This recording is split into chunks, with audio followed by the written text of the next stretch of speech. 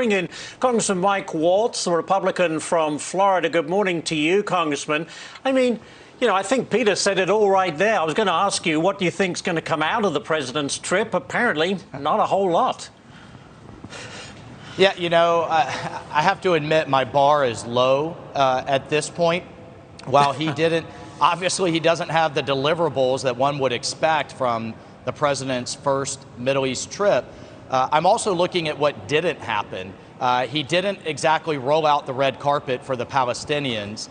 There were no, I guess, kind of fatal gaffes, so to speak, from a policy perspective. And he didn't take the military option off the table like he did with Russia. So, I'd give it a C at this point.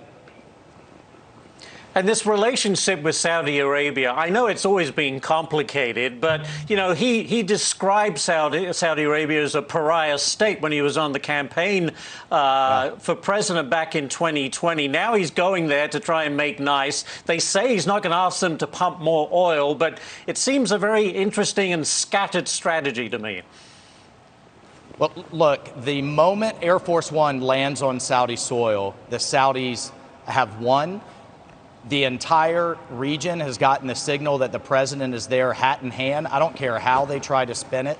And what is so incredible to me is that rather than take on the progressives here at home and actually move us back to energy independence, which we've absolutely demonstrated we can and should do, he's going to go hat in hand to the Saudis to beg them to pump more, and they're not even going to announce it while he's there. And meanwhile, they're still reaching out to Iran, Venezuela.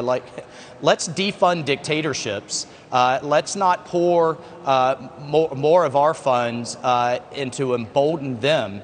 And let's get back to energy independence. It just befuddles me that we won't go there. And then finally, we remember just a few years ago, the Saudis were colluding with the Russians to drop oil prices to knock out our energy production and to knock out our fracking industry. Right. They weren't successful, but now we have the president over there basically asking them to do that because he wants to knock out our fracking and our energy independence. It's just asinine. Yeah.